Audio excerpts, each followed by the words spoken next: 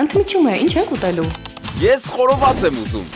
Ես այնքան սոված եմ, որ մի ամբողջ հավի գրիլ կուտեի։ Ես գրիլ իշխան կուտեի։ Հավիդոշ գրիլի մեջ։ Ես խորովածով բրդուճ։ Գրիլ Էքսպրեսը հնարավորություն է ընձեռում նաև պատվիրել գրիլներ արտերկրից Հայաստան։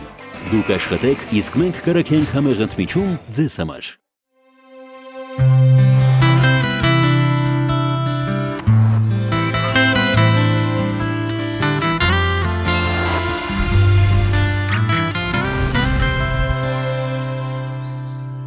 Բարև ձեզ սիրելի հեռուստադիտողներ։ Բարելույս մեր շատ սիրելի հեռուստադիտող, մարդը 80%-ով կազմված է ջրից եւ նրանք, ովքեր չունեն երազանքներ եւ նպատակներ, նման են դատարկ ջրափոսի։ Այո, համաձայն եմ, ես ուզում ասեմ, որ մարդը ընդհանրապես ջրիկ երևույթ է։ Մարդկա 90%-ով է կապված։ Մարդը կա ամբողջ 100% ջուր է, այո։ Այնպես որ արթնացեք ժպիտով, դրեք ձեր առջև նպատակներ եւ դադարեք երազելուց։ Այո, մի դադարեք երազելուց։ Դադարեք երազելուց, նպատակներ է պետք ունենալ, ոչ թե զուտ դատարկ երազանքներ։ Այ լավ, Անիջան, ես մի փոքր հերթեն հետ էի սովորել, որ քեզ հակադրվեցի կարելի է, կներես, այո։ Այսօր հուլիսի 7-ն է, տարվա 188-րդ օրը։ 2015 թվականի ավարտին մնացել է 177 օր։ 177 օրից նոր տարի ասիլից, այսօրվանից պատրաստվեք։ Վիճակագրության համաձայն 2015 թվականին սելֆին դարձել է ամենաէքստրեմալ զբաղմունքներից մեկը։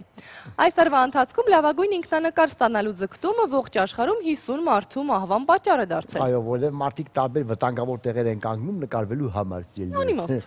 Իմաստ գտնում ես դրա մեջ։ Հետո պատկերացնում եք, եթե մարդը ասենք հերը տնչից մեռավ, կասի սելֆի անելուց։ Ամոթել է, որ գոնե մի լուրջ բանից։ Այ քեզ բան։ Սելֆի բառն առաջին անգամ օգտագործվել է Ավստրալիայում 2002 թվականին։ Բայց դա պարզ է, որ անգլախոս ժողովուրդներն են ստեղծել այդ բառը եւ 10 տարի հետո արդեն ամբողջ աշխարհը օգտագործում է այդ բառը եւ նկատի ունեն հենց սելֆի։ Սպագետի եւ պապարացի բառերն իտալերենում օգտագործվում են միայն հոգնակի թվով։ Եթե ուզում եք մի հատ ասել, դիասեք սպագետո։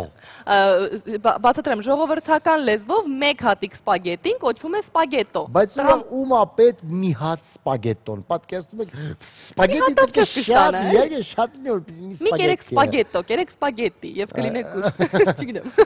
Անցանք առաջ, լուսանկարչին, տղամարդ լուսանկարչին ասում են պապարացո, իսկ կին լուսանկարչին պապարացը։ Իմացար, չգիտեի։ Լեզվաբանական դասընթացներ մեր եթերում։ Հետազոտությունը ցույց է տալիս, որ ընկերների հետ լուսանկարում մարդն ավելի գրավիչ է թվում, քան միայնակ։ Այդ ֆենոմենը բացահայտել են Կալիֆոռնիայի համալսարանի գիտնականները։ Որովհետև երբ որ մարդ երկուսով է նկարում, երևի ուզում ավելի լավ տեսք ունենալ, ուզած լավ տեսք է ունենում։ Ոչ, երբ մարդ ընկերների հետ է, նա երջանիկ է եւ դա երևում է տեսախցիկի շնորհիվ։ Այո, իսկ երբ միայնակ ես միևնույնն է այդքան երջանիկ չես։ Հա։ Լավ։ Էյնշտեյնի ամենահայտնի լուսանկարն այն է, որում նա լեզու է ցույց տալիս, ահա, խնդրեմ հիմա Սերգեյը կհիշեցնի ձեզ։ Նմանություն կա, այո։ Նմանա, չէ՞, նմանա, Այն արվել է 1951 թվականին ֆիզիկոսի ծննդյան տոնից հետո։ Այդ երեկո կեցվածք ընդունելու լուսանկարչի խնդրանքին գիտնականը պատասխանել է լեզու հանելով։ Եվ ասաց, որ ես դա ուղղում եմ ողջ մարդկությանը, հանճար Էյնշտեյնը լեզու ցույց տվեց, եւ բայց միևնույնն է մնում է հանճար եւ մենք նրան շնորհակալ ենք, այո։ Եվ ընդհանրապես սիրելիներս լուրջ դեմքի արտահայտությունը միշտ չէ որ ուղեղի նշան են եւ բոլոր աշխարհում բոլոր հիմարությունները արվում են լուրջ դեմքի արտահայտություն։ Շատ լուրջ դեմքով, այո, ես ասում եմ, հիմնական լրիվ հակառակն է, որքան մարդը ուրախ է, պոզիտիվ է, կատակասեր է եւ 100% բաղկացած է ջրից, այնքան։ Շնորհակալություն, Անի, շնորհակալություն։ Քանի որ իմ հեղինակային երեկոն չէ, կարելի ասել առաջ։ Շատ լավ, անցնենք առաջ եւ դիտենք մի լավ տեսահոլովակ, բարձրացնենք տրամադրությունը, ըմպենք թե եւ սուրճ խնդրեմ։ Այդ տեսահոլովակը շատ եմ սիրում, նվիրում եմ ձեզ բոլորիդ, այո։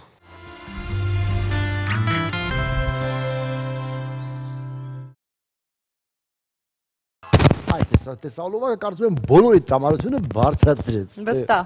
Շոտլանդացի գիտաշխատողները պարզել են, որ շոկ եղանակը նպաստում է ճարպակալմանը։ Այո, որովհետև շոկ եղանակի ժամանակ մարդը սկսում է ջրազրկվել եւ սկսում է ճարպ կուտակել։ Այո, ըստ գիտնականների հենց ջրի պակասն է բերում ճարպակալման, բայց ես կարծում եմ պարզապես մարդիկ շոկ եղանակին ալարում են սպորտով զբաղվել, դրա համար ճարպակալում են։ Որովհետև լխկում են, Անի ջան։ Դրա համար պետք է բույսեր եւ բանջարեղեններ բաներ եւ մթերքներ Վարունգ։ այո, օգտագործել, որպեսզի չլղկեն, ինչպես Սերգեյն ասաց, ունենալ լավ տրամադրություն, բարձր տրամադրություն եւ զբաղվել սպորտով ու լինել միշտ լավ արտաքինով։ Այո։ Ինչքան է դա կարծում ես թե բոլորը կոնոման արտաքինն է, որտեղ հեշտ բան անել։ Դրան հասնել է պետք։ Իսկ ֆրանսիացի գիտնականների 5-ամյա հետազոտությունը ցույց է տվել, որ բարակ Իրանը եւ բարձր ինտելեկտը ուղղակիորեն կապված են միմյանց հետ։ Նիհար մարդկանց մոտ մասնագետների գնահատականով բառապաշարը 56%-ով գերազանցում է ավելորդ քաշ ունեցողների բառապաշարին։ Հիանալի նորություն։ Այո, հիանալի նորություն։ Ասեն մարդ բարակը ինչքան Իրանը բարակ է, ինչքան այսպես գեղեցիկ է, մազերը ինչքան բաց են, այնքան լավ։ Այո, պատկերացնում եք, արին հատուկ է երևի այդ նորությունները ինտերնետից քաղել, որ ինքն գնահատականը բարձրանա։ Փաստորեն։ Մասնագետները նշում են նաև, որ ավելորդ քաշի դեմ 5 տարի շարունակ պայքարի որևէ միջոց չկիրառելը զգալիորեն ազդում է հաղորդակցման հմտությունների վրա։ Գուցե։ Այժմ անտանելի շոկի մասին, որի դեմ պայքարում բժիշկները խորհուրդ են տալիս հաճախակի նայել կանաչ տարածքներին, ծառերին, բույսերին եւ այլն։ Սիրելիներս մի պայքարեք շոկի դեմ։ Ուղղակի հիշեք, որ դեմը ձմեռ է, այո, եւ մի քիչ էլ դիմացեք սարսափելի ու կերազեք շոկի մասին։ Այո, մեծ ծախսեր են սպասվում, մեծ ծախսեր մանավանդ որ լույսն էլ կթանկանա, հա։ Դրա համար ոչ դիմացեք շոկին, այլ ընդունեք դա որպես Աստծո բարիք։ Այժմ առաջարկում եմ խոսել գեղեցկության բավական տարօրինակ մրցույթների մասին։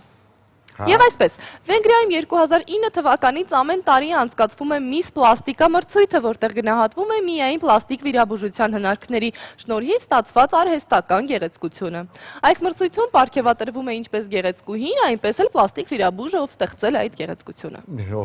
Ես պատկերացնում եմ ինչ նմուշներ են ստեղծել, այո։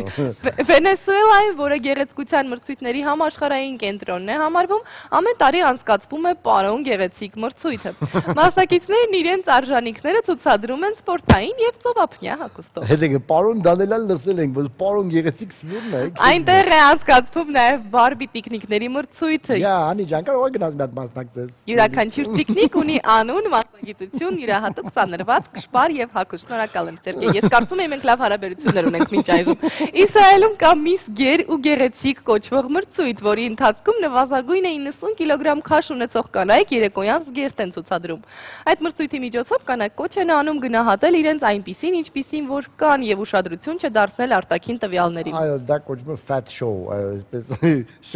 շատ սիրուն մրցույթներ են։ Ես կարծում եմ, թե Հայաստանում էլ անցկացվել ահագին ուրախ կապրեինք։ Գուցե, չգիտեմ, Miss Փիղ գեղեցկության մրցույթը, ես կարծում եմ, որ շատ ճիշտ շարունակություն, լավ, Miss Փիղ գեղեցկության մրցույթը հայտնի է նաև Ջամբո Թագուհի անվանմամբ, անցկացվում է Թայլանդում։ Մրցույթն անցկացվում է 1997 թվականի մայիսից, ամենամյա դարձած այս մրցույթում իբրև հաղթող ընտրվում է այն մասնակիցը, ով ամենից շատ ընդհանրություններ ունի փղի հետ։ Իհարկե չափերի առումով։ Ես հասկանում եմ։ Այս կերպ փորձ է արվում խթանել փղերի պաշտպանությունը, սա փղերի պատվին անցկացվող ավանդական միջոցառում է, որի ընթացքում փղերին տոննաներով կեր են մատուցում։ Շատ տարօրինակ իհարկե խթանման միջոց է, պատվորական։ Ինչպես արդեն ասացինք, այս ամենը կատարվում է Թայլանդում, իսկ այլ մանրամասներ, այո, այլ մանրամասներ կա, դիտենք տեսանյութում։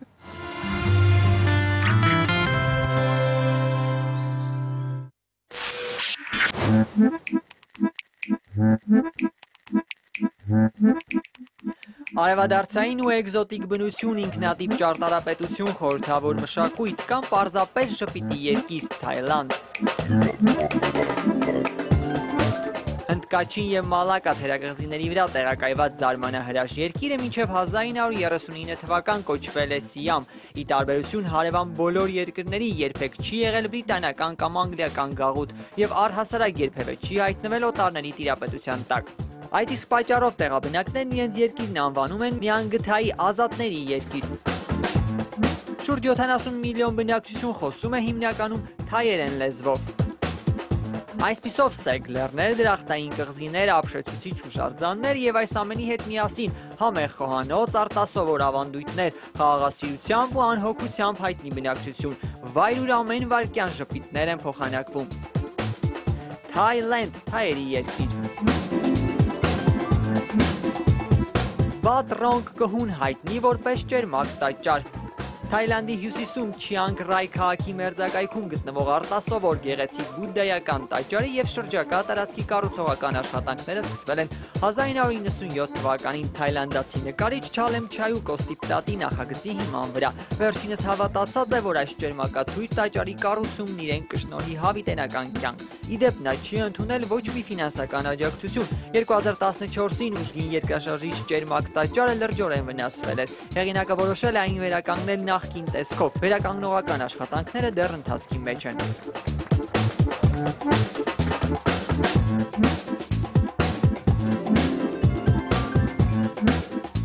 Պհուկետ կղզու ամենահայտնի դիտարժան վայրը մեծ բուդդայի տաճարն է, իր հսկա հուշարձանով։ Ծովի մակարդակից 400 մետր բարձրության վրա խոյացող արձանը տեսանելի է կղզու ամենատարբեր հատվածներից, ափամերձ հանգստավայրերից։ Միայն քանդակի բարձրությունը 45 մետր է։ Մեծ բուդդայի տաճարի ու կոթողի կառուցողական աշխատանքները սկսվել են 2002 թվականից եւ շարունակվում են մինչ օրս։ Այս նախագիծն իրականացվել է բացառապես բնակչության նվիրատվությունների շնորհիվ։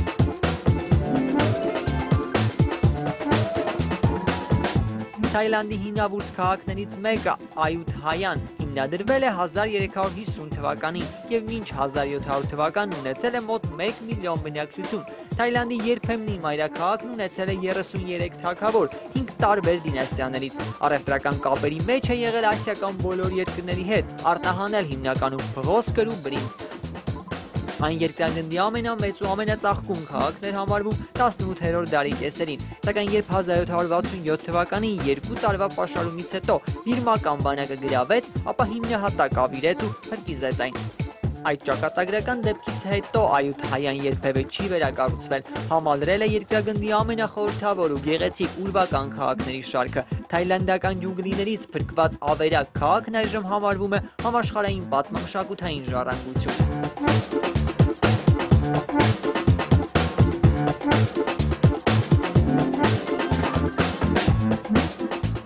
Աշխարհի ամենամեծ փայտյա եկեղեցին ճշմարտության սրբավայր գտնվում է Թայլանդի Պատտայա քաղաքում Սիամական ծովածոցի ափին, ունի 3200 քառակուսի մետր տարածք։ Կառուցողական աշխատանքները սկսվել են 1981 թվականին։ Այն փայտագործության բացառիկ նմուշ է, կառուցված առանց եզակի մեխի։ 4 տարատեսակ թանկարժեք փայտերից կառուցված եկեղեցու բարձրությունը 105 մետր է։ Յուրաքանչյուր սանտիմետրի վրա փորագրված են Կամբոջայի, Հնդկաստանի, Չինաստանի եւ Թայլանդի դիցաբանական եւ կրոնական պատմություններից զանազան տեսարաններ։ Հավատքի նման տաճարի ստեղծման գաղափարը պատկանում է թայլանդացի միլիոնատեր բարերար Լեք Վիլիապհանին։ Ասում են մի հայտնի գուշակ նրան հավատացրել էր, որ անպայման պետք է կառուցի ճշմարտության սրբավայր։ Այդ սուրբ գործն ավարտին հասցնելուց հետո միայն վրա կհասնի նրա մահը։ Իհարկե վախճանը վրա հասավ 2002 թվականին, բայց սրբավայր տաճարը մինչ օրս կառուցվում է։ Այն նախատեսվում է ավարտին հասցնել 2025 թվականին։ Ահա այսպիսի զարմանահրաշ Թայլանդ։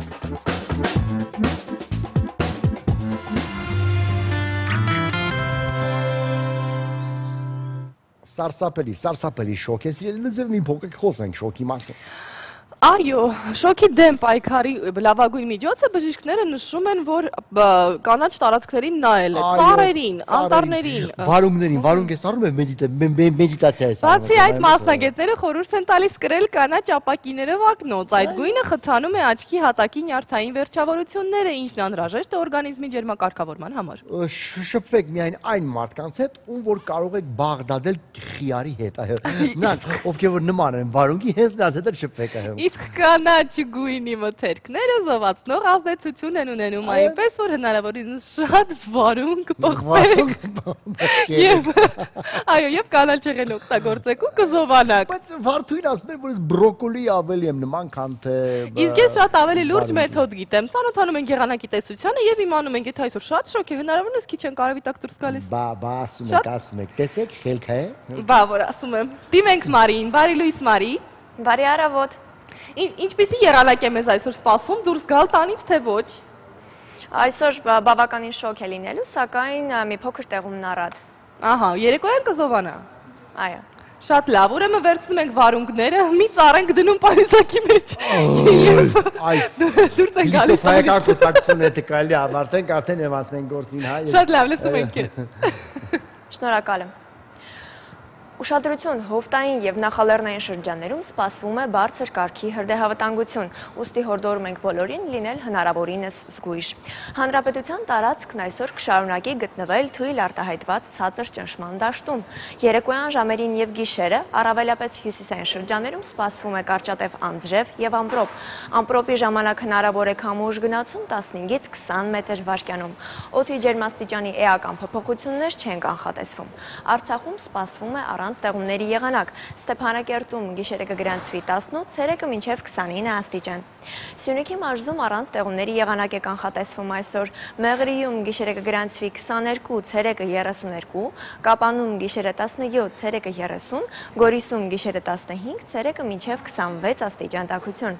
Վայոց ձորի մարզում նույնպես առանց տեղումների եղանակ է կանխատեսվում։ Ջերմուկում գիշերը կգրանցվի 10, ցերեկը 26, Եղեգնաձոր քաղաքում գիշերը կգրանցվի 20, ցերեկը մինչև 35 աստիճան տաքություն։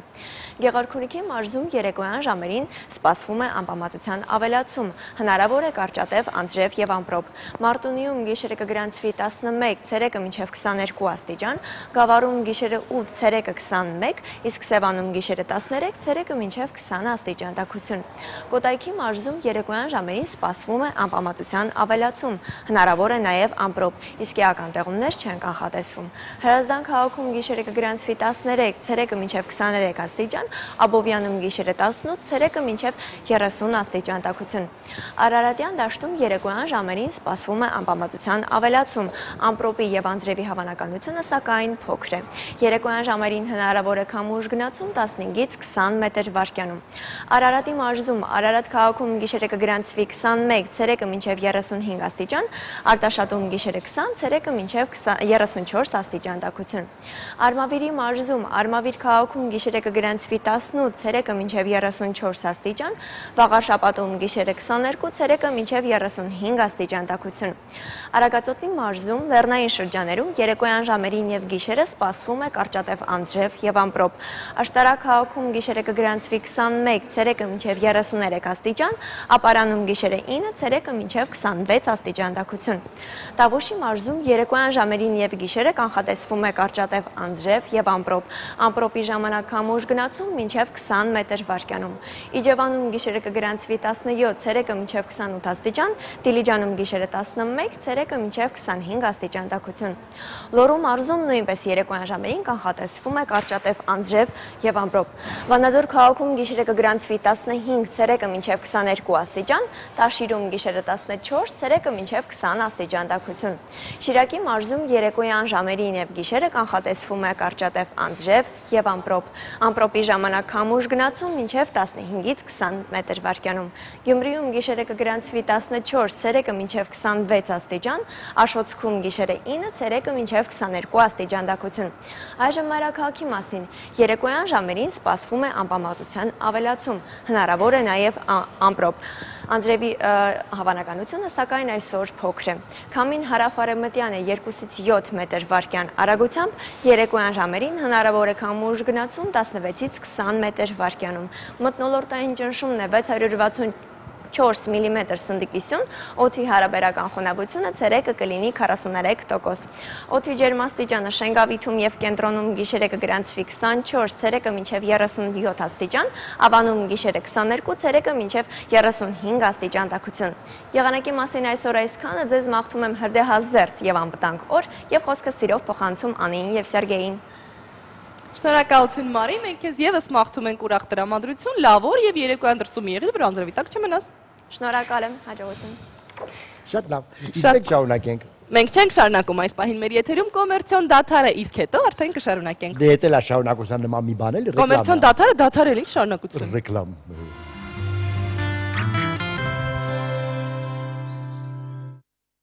Ես կարծում ժամանակն է հիշեցնել մեր գործընկերներին։ Դե որ կարծում ես ուրեմն հիշեցնենք, մեր հաղորդման հովանավորն է Իմ անպանեկան բժշկական կենտրոնը, որտեղ հաշված րոպեների ընթացքում իրականացվում է բոլոր օրգանների համակարգչային ախտորոշում, որովայնի 4D սոնոգրաֆիա։ Կատարվում է նաև կրծքագեղձի ստուգում եւ ուշադրություն։ Իմ բժշկական կենտրոնում շարունակվում են անվճար ակցիաները։ Վահանաձև գեղձի եւ ճիճվակրության ստուգումը, ողնաշարի ֆունկցիոնալ հետազոտությունը եւ վահանաձև գեղձի ստուգումը կատարվում է անվճար եւ առանց տարիքային սահմանափակման։ Սերգեյ։ Ուզում եմ ուշադրություն դարձնել հենց ճիճվագրությանը, որովհետև եթե առաջ միմիայն երեխաների ճիճուրներն էին ստուգում, հիմա մեծերի ճիճուրներն են ստուգում եւ դուք մեծ մարդիկ գնացեք ստուգվեք։ Սա օրը ձեռքերը բերանում է, եղունգները կրծում եք, հաստատ ճիճուկ ունենաք։ Ինչպես ասաց Սերգեյը, զանգահարեք, երթագրվեք, այցելեք եւ եղեք առողջի մաբժշկական կենտրոն հեռախոս 50-80-50 սովորել եմ հեռախոսը արդեն։ Հասցեն Մաշտոցի 33 կոտրակ 1։ Այո։ Կանանց գեղեցկության եւ առողջության բաղադրատոմսերից մեկի մասին այժմ ազնվամորու մասին խոսենք։ Ազնվամորին ունի ջերմիչեցնող եւ մրցածությունից բուժելու հատկություն։ Դա նենց է դա որ տատիները բերում են ասում են մալինայով չայ խմի, ասես միանգամից կբուժվես։ Այո, դրա օգտագործումը ինչպես ցարմ այնպես էլ մուրաբայի տեսքով օգնում է լուծել աղիների հետ կապված բոլոր խնդիրները։ Այո, բայց այս շոկին պատկերացնես մալինայով չայ խմես ինչքան լավ կլինի։ Ոչ, կոմպոտ։ Cute։ Կարելի է թե խմել։ Այն հարուստ է C վիտամինով եւ ֆոլաթթվով, որոնք դադարեցնում են ծերացման process-ը։ Ես կարծում եմ անի օրինակով մենք կարող ենք հասկանալ, ահա խնդրեմ, ահա բացիկ 80 տարեկան կին է, բայց կյանքում չես ասի ամբողջը ֆոլաթթու է ուտում այո։ Ֆոլաթթու չէ, ազնվամորի։ Ազնվամորի մեջ կա ֆոլաթթու, որը ջայլացնում է, հենց այդ է։ Սրնդաբանները խորհուրդ են տալիս այդ հատապտղին ուտել օրական 100 գրամ, իմ դեպքում 500 գրամ կօգնի։ Իսկ տարեկան օրգանիզմին հարկավոր է 3 կիլոգրամ ազնվամորի երիտասարդ եւ գեղեցիկ լինելու համար։ Մի խոսքով դնում եք շուկա առնում եք 3 կիլոգրամ ազնվամորի, ուտում եք եւ ամբողջ տարին խնդրեմ չունեք միանգամից։ Առողջության թեման շարունակում է օրվա դեղատոմսը։ Գնացի, ինչի՞ ես քանդվել չեմ ասում, ի՞նչ է։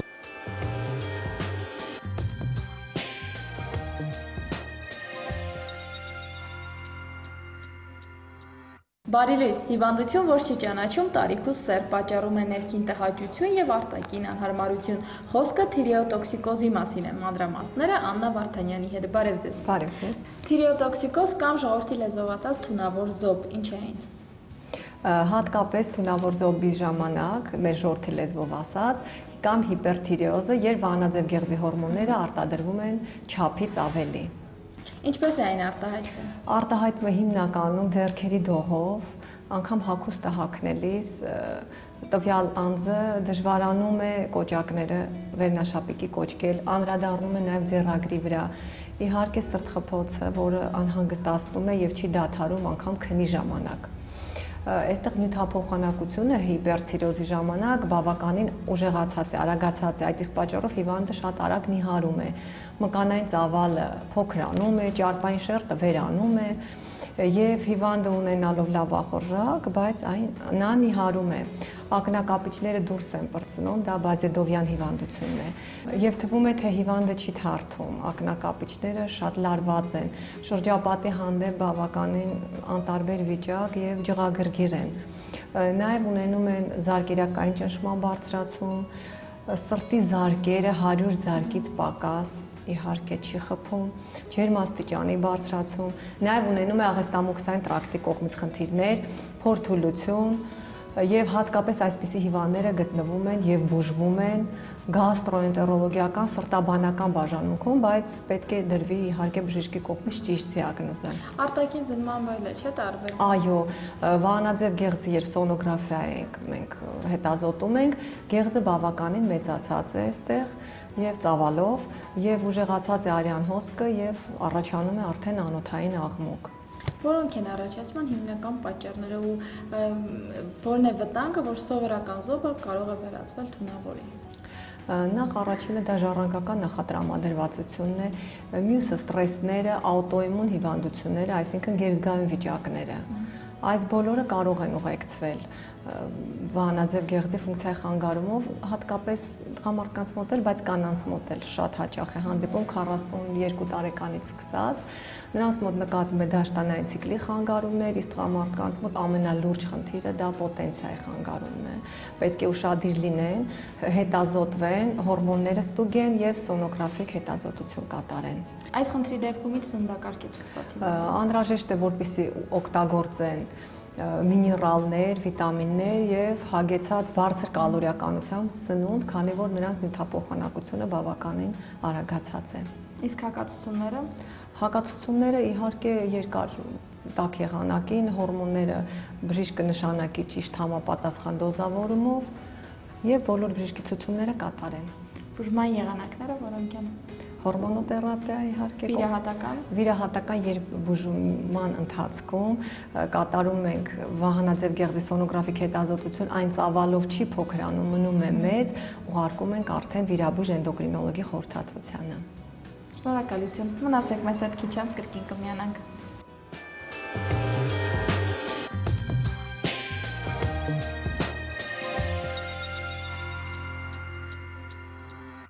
Մի փոքր խոսեք ինքներս մեր մասին, այսինքն աշխատողների մասին, թե աշխարհում ինչպիսի աշխատողներ կան։ Աշխարհի լավագույն աշխատողները մեկ ընդհանրություն ունեն։ Նրանք կարճատև ընդմիջումներ են անում յուրաքանչյուր 90 րոպեն մեկ եւ օրական 4 ժամից ավելի չեն աշխատում։ Դա իհարկե մեր մասին չի։ Մեկ չեն կարող 90 րոպե մեկ ընդմիջում անել։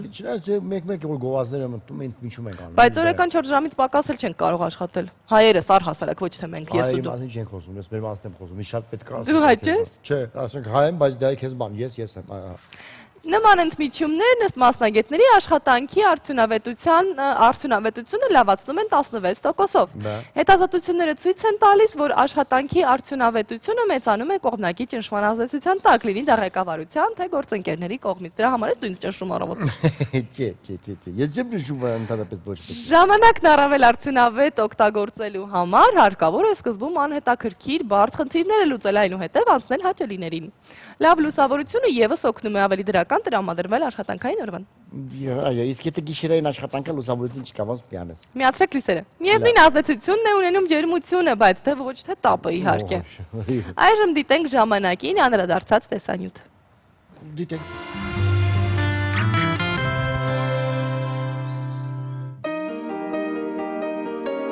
Երբ ժամանակը մեզ չի ենթարկվում, մենք ենք ենթարկվում ժամանակին, եւ այն ինչ չենք հասցնում անել, ուղղակի կերպով դնում ենք ժամանակի ուսերին։ Արդյունքում վատնում ենք ժամանակը հենց ժամանակի հետ պայքարի վրա։ Ընդհանրապես չի հերիքում։ Չէ։ Չի հերիքում, ընդհանրապես ոչ մի բանին չի հերիքում։ Ահա որա։ Անգամ ժամանակի զգացողությունն եմ կորցրել։ Քանի որ ես շատ պատասխանատու մարդ եմ, փորձում եմ ամեն ինչ ինչ որ պլանավորել էի օրվա ընթացքում անել, անպայման հասցնեմ անել։ Այդ պատճառով ոնց որ ասած զողողությունների են գնում, մնացած կամ սիրած զբաղմունքները կամ գնում է զողողության իմ քունը։ Շտապում եմ ուղղակի մամայի մոտ եմ գնում հիվանդանոցում։ 4000 տարի առաջ եգիպտացիները փորձեցին ժամանակը տեղավորել ջրային չափիչ սարքերի մեջ եւ օրը բաժանեցին 24 ժամի։ Հետո չինացիները ստեղծեցին մոմե ժամացույցներ։ Մոմն իր տեղը զիջեց արևին, արևը ավազին, ավազը կրկին ջրին, մինչև որ մարդկային միտքը ստեղծեց մեխանիկական ժամացույցը։ Եվ որքան էլ համաչափ է ժամացույցը բաշխում ժամանակը, միևնույն է մեզանից շատերի մոտ ոչ մի կերպ չի ստացվում այն, ինչ շատ լավ ստացվում է գերմանացիների մոտ։ Եթե ճշտապահության մասին հարց տաք հիմա գերմանացում, թեկուզ հենց այս պահին, ցանկացած գերմանացի ամենպես իմ փորձը այդպես է վկայում ցույց տալիս, դες առաջի հերթին կասի, որ գերմանացիների ճշտապահությունն էլ է պատմության գիրկը հանցել արդեն, նրանք էլ այլևս այդքան ճշտապահ չեն, միշտ չի որ ամեն ինչ ճիշտ ժամանակին է լինում, բայց միջին հայի համար եւ ավտոբուսների եւ գնացքների եւ մնացած ամեն ինչի ճշտապահությունը զարմանքի արժանի է։ Դե եթե գերմանացիները թեկուզ ոչ իդեալական կարող են օգտագործել ժամանակն իրենց օգտին, ապա ինչու մեզանից շատերը դա չեն կարող անել։ Եթե մարդիկ բողոքում են, որ ժամանակը չի բավարարում, որ իրենք շատ զբաղված են, այստեղ կարող է մի քանի պատճառ լինել։ Մեկը դա որպես պաշտպանական մեխանիզմ, այսինքն մարդիկ պարզապես կամ չեն ուզում իրականացնել այդ աշխատանքը, կամ եթե մարդիկ զբաղված են իրենց համար ոչ հաճելի, իրենց ոչ անհամապատասխան ինչ-որ մի գործունեությունով, բնականաբար իրենք ավելի շատ ժամանակ են դրա համար վատնում եւ ծախսելով շատ ժամանակ իրենք չեն հասցնում մնացած աշխատանքը իրականացնելու։ Այս արդարացումների կարիքը բնավ չունեն այն մարդիկ, ովքեր իսկապես շատ զբաղված են։ Գիտեք ինչ կա, ինձ թվում է ժամանակը չի հերիքում այն մարդկանց, որոնք որ պարապ-սարապ են։ Իսկ երբ որ դու զբաղված ես, դու հստակ գիտես, փառք Աստծո, այսօր բոլորս ունեն գadgetներ, մեջը գրված է ժամերը, օրերը։ Ինչքան շատ գործեր եմ ունենում անելու, այնքան շատ եմ հասցնում անել։ Իմ օրը շատ շուտ է սկսվում, ժամը 6-ին է սկսվում։ Անպայման սրճում եմ։ Միացնում եմ համակարգիչը, նայում եմ նորությունները։ Զբաղվում եմ տան հավաքելով, ամանները լվանալով, չգիտես, ճաշ պատրաստելով։ Առավոտյան զարթնում եմ, բալիկս ամենափոքր արդեն կողքս է, մնացածը, եթե անգամ այդ ընթացքում չեն զարթնում, պատշում եմ գնում գործի։ Հետագայում արդեն արթնացնում եմ երեխաներին, կերակրում եմ, հագցնում եմ,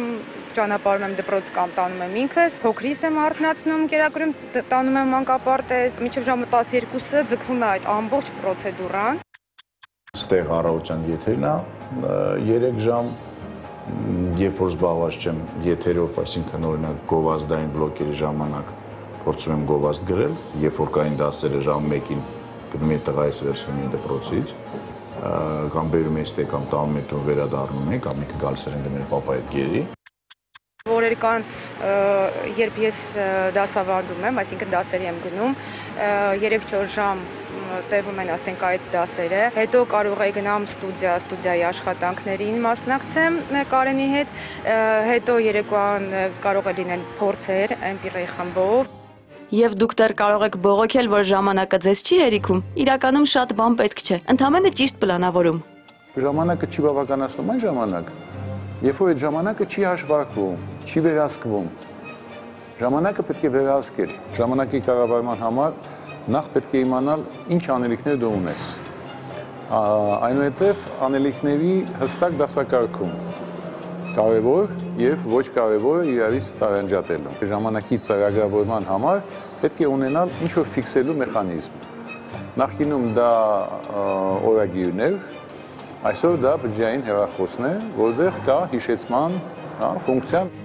Շուտ քնել, վաղ արթնանալ, ամեն երեկո պլանավորել հաջորդ օրվա անելիքները, զատել կարևորն անկարևորից եւ սիրով ու ժպիտով անել այնինչ պատրաստվում եք անել։ Ահա ժամանակը ժամանակավորապես սանձելու պարզ կանոնները։ Փորձեք եւ կհասցնեք ամեն ինչ։ Ժամանակը ինձ օգնական է եւ ես փորձում եմ ճիշտ օգտագործել այն։ Սոնա Ղուկասյան, Արթուր Մկրտչյան, Առավոտը շանթում։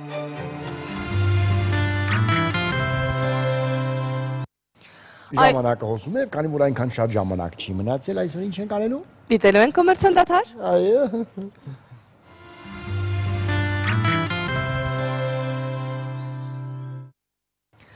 Օգնենք հայ մանուկներին բարեգործական հասարակական կազմակերպությունը հրավիրում է իր հերթական բարեգործական միջոցառմանը։ Այնտեղի կունենա այսօր ժամը 20:00-ին Կոմիտասի Թանգարան ինստիտուտում։ Միջոցառման մանրամասների մասին կխոսենք բարեգործական կազմակերպության անդամներ Սոնա Սիմոնյանի եւ Սաթենիկ Հակոբյան Ուլիխանյանի հետ, ով նաեւ երաժիշտ է։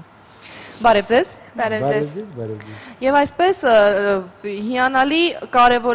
կարևորագույն բանով եք շատ զբաղվում, այսօրվա համերգի մասին խոսենք, հետո կընդհանրացնենք, ինչ է սպասվում այսօր երեկոյան։ Այսօր երեկոյան շատ հետաքրքիր ծրագրով ենք հանդես գալու, կոչվում է խոնարհում Կոմիտասին, այսինքն համերգի ընթացքում լինելու են ստեղծագործություններ Կոմիտասի ստեղծագործություններից եւ ժամանակակից կոմպոզիտորների կողմից գրված ստեղծագործություններ նվիրված Կոմիտասին, այսինքն ստեղծագործություններում ներառված են կոմիտասյան թեմաները։ Շատ լավ, որ ասացիք ժամանակի ստեղծագործողներ, միանգամից հետաքրքրվեցի, հա, հիմա մենք այդ դաշտը ինչպիսին է, շատ ունենք այդ ստեղծագործություններ, քիչ, լավն են, վատն են, մի քիչ խոսեք դրա մասին։ Մեր հայ ժամանակակից կոմպոզիտորները շատ են եւ մեկը մեկից արտակարգ ընտիր մարգարիտներ են եւ բավականին հետաքրքրասեր, երբ իմացան գործիքի մասին, որ կա Հայաստանում, հետաքրքրությունը բավականին մեծ էր, նրանք որ գործիքի մասին են խոսքը գնում։ Խոսքը Thermenvox գործիքի մասին է գնում։ Այս գործիքը առաջին անգամ 13 թվականին ոնց որ պրեմիերա եղավ, հա, Հայաստանում առաջին անգամ կատարեցի Մարտին Ուլիխանյանի ստեղծագործությունը, որը կոչվում էր տիեզերական վոկալիզմ եւ այդ օրվանից սկսված, մարտի 16-ից սկսած արդեն ոնց որ պրոֆեսիոնալ երաժիշտները սկսեցին իմանալ, ճանաչել այդ գործիքը։ Դա էլեկտրոնային գործիքի է, որքան ես հասկացա, խնդրում եմ մի քիչ պատմեք այդ գործիքի մասին, որովհետև բավականին հեչ տարածված գործիք է, ոչ լարային է, առանձնահատկություն է, ոչ ստեղնաշարային է, ինչ որ այլ գործիք է, այլ մոլորակայինի գործիք է։ Այլ մոլորակայինի գործիք է, այո։ Տիեզերական գործիք է, իրականում երբ հանդիսատեսը մարդիկ լսում են, հենց առաջին տպավորությունը դա է, թե ինչ որ տիեզերական ձայներ են դուրս գալիս, այսպես։ Ինչն է։ Ինչպես է այն գործածվում։ Այո։ Գործածվում է շատ պարզ, բնական, Ուրեմն գործիքը բաղկացած է հետևյալ մասերից, հա։ Ինքը ունի տուփ է, տուփի մեջ ուրեմն մեխանիզմն է։ Կան գեներատորներ, երկու գեներատորներ աջ եւ ձախ կողմում դրված։ Եվ այդ երկու գեներատորները աշխատում են հոսանքով, երբ հոսանքը միացնում ես, գործիքը սկսում է աշխատել եւ կողքերից արդեն անտենաներ կան։ Մեկը ուղղահայացն է, մեկն էլ հորիզոնական է։ Ուրեմն, երբ հոսանքը միանում է, գործիքը սկսում է աշխատել եւ այդ գեներատորները ապահովում են ողջ էլեկտրամագնիսական դաշտը եւ երբ դու մտնում ես այդ դաշտը, սկսում է ձայն դուրս գալ։ Դու մտնում ես, չեմ հասկանում, ինչով եք մտնում, ձեռքով, ոտքով, մարմնով, ինչպես։ Այս շատ կարևոր է, որ մարմնով դու չմտնես, ուղղակի դու ստատիկ այսպես նստած լինես եւ մտնեն միայն ձեռքերդ։ Օդում։ Օդում։ Ով է ստեղծել այդ գործիքը։ Այս գործիքը ստեղծել է Լև Տերմենը։ Ինքը ռուս ֆրանսիական արմատներով, ռադիոֆիզիկ, թավջութակահար։ Եվ մենք Հայաստանում ունենք այդ գործիքը հիմա, հա։ Այո։ Թանկ բան է, թանկաճույք է։ Պրոֆեսիոնալ երաժշտի համար, այո, իսկ սիրողականի համար այդքան էլ ոչ։ Թանկ չէ։ Շատ լավ։ Այսօր այդ տիեզերական գործիքը կարող եք տեսնել որտեղ։ Կոմիտասի Թանգարան ինստիտուտում։ Շատ լավ։ Այսօր երեկոյան ժամը 20:00-ին, ինչպես արդեն ասացինք, վերադառնանք իհարկե բարեգործական այս միջոցառմանը, ինչին է ուղղված այս անգամ համերգը, ում եք որոշել օգնել։ Այս անգամ համերգի ողջ հասույթը կտրամադրենք 9-ամյա Գոռին։ Գոռը ունի առողջական խնդիրներ, Գոռի մոտ ախտորոշել են աջ կոնքի դիստալ հատվածի օստեոգոն սարկոմա։ Գոռը ստացել է 5 քիմոթերապիայի կուրսեր, սակայն նրա վիճակը գնահատվում է ծանր եւ ամեն վայրկյանը թանկ է։ Բժիշկները խորհուրդ են տալիս, որ նրան տեղափոխենք Գերմանիա։ Հիմա փորձում ենք հավաքել այն մինիմալ գումարը, որ նա կարողանա այնտեղ նախնական հետազոտությունների ենթարկվի։ Տոմսերի արժեքով, հա, այս ամբողջ գումարը այդպես է հավաքվում, թե կան հանգանակություններ նաև քաղաքացիների կամ գործիչների կողմից ավելի մեծահարուստների։ Կան բացված հաշվեհամարներ Գոռի անունով Հայ բիզնես բանկում, կարող են հաշվեհամարները տեսնել մեր Facebook-յան էջում, եւ եթե անհատները ցանկանան փոխանցումներ անել, ապա փոխանցումներ անել Գոռի հաշվեհամարին։ Իսկ համերգից գոյացած ողջ գումարը մենք փոխանցում կանենք Գոռի հաշվեհամարին, որը նա կօգտագործի իր բուժման համար։ Չենք էլ կասկածում, որ շատ լավ միջոցառում է եւ ամեն ինչ լավ կավարտվի, իսկ որովե այդպիսի միջոցառում նախկինում արել եք։ Կոնկրետ բարեգործական, թե առհասարակին գործիքի հետ կապված։ Բարեգործականը սա առաջին անգամն է։ Իդեպ ուզում եմ նշել, որ նախաձեռնությունը եղել է Սաթենիկինը,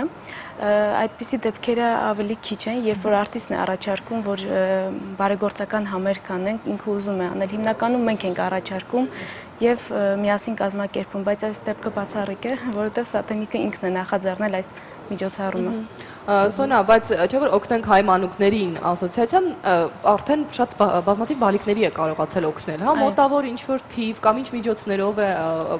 օգնությունը ցուցաբերվում։ Մոտավոր մենք որպես հասարակական կազմակերպություն գրանցված գործունեություն ենք ծավալում արդեն 4 տարի եւ այդ 4 տարիների ընթացքում օգնել ենք 30 բալիկների, ովքեր ունեն իսկապես ասենք շոշափելի օգնություն է իհարկե բուժվել են երեխաները առողջ են, հա։ Իհարկե, ունենք բալիկներ, որ առողջացել են, իսկ ունենք բալիկներ, որ դեռ այդ փուլում են, այսինքն վերջնական արդյունքը չկա, բայց մենք հուսով ենք, որ դրական կլինեն արդյունքները։ Հիմնականում մեր գումարները առաջանում են միջոցառումներից, այսպիսի բարեգործական միջոցառումներից, եւ մենք անդամներս ամսական վճարում ենք անդամավճարներ։ Եվ այդտեղից են գոյանում մեր գումարները։ Լինում են անհատներ, որ իրենց ցանկությամբ գումար են փոխանցում որևէ բալիկի անունով, այսինքն կարող է լինել մեծ գումար, փոքր գումար, դա կարևոր չէ։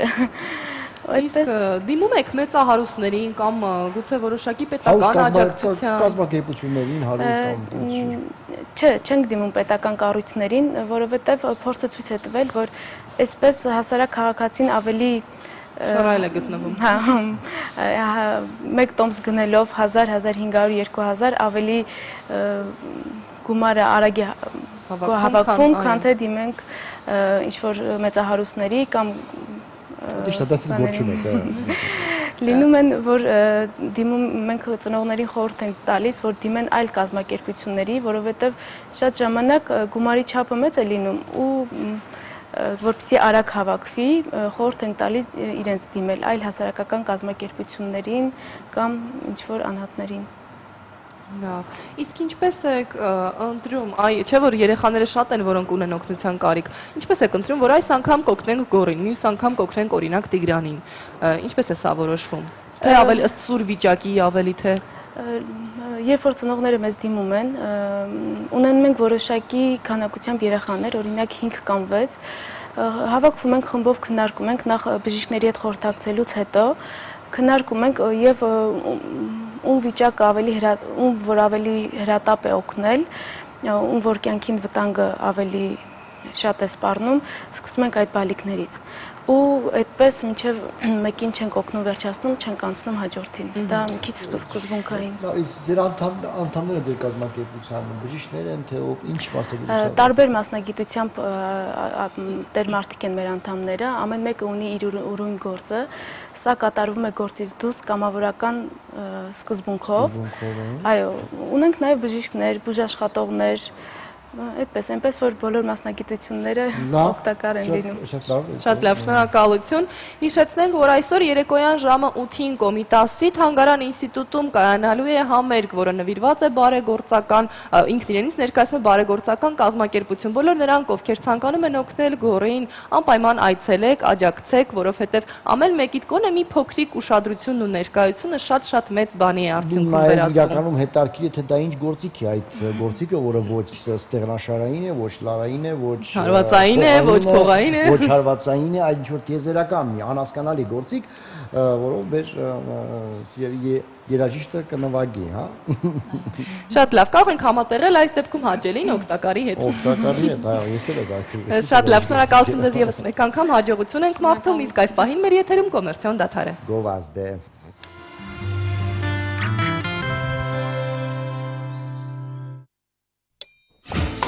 Ընդմիջում է, ինչ եք ուտելու։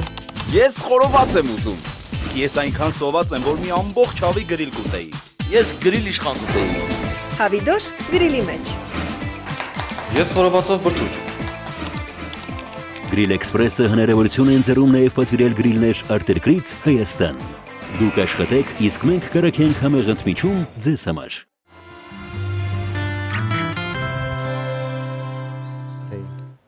Նրանք, ովքեր ուզում են միանալ համերգին, կարող են զանգահարել 098 28 22 68 համարով, որպեսզի պատվիրեն տոմսերը եւ ներկա գտնվեն։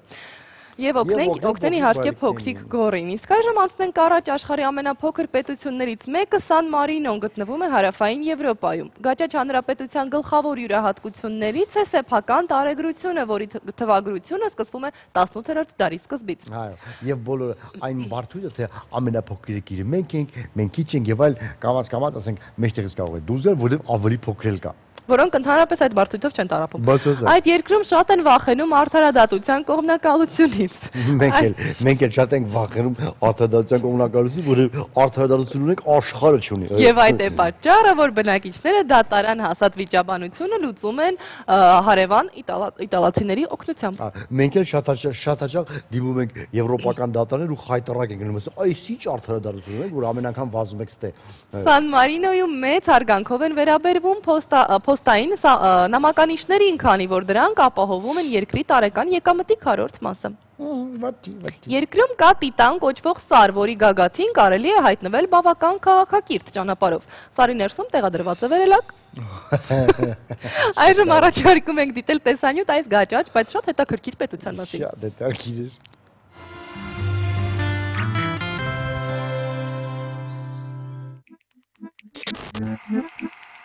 Քաղաք, թե պետություն, երկրներ, որոնք քարտեզի վրա հազիվ են նշմարվում գաճաճ պետությունների մասին հաջորդին։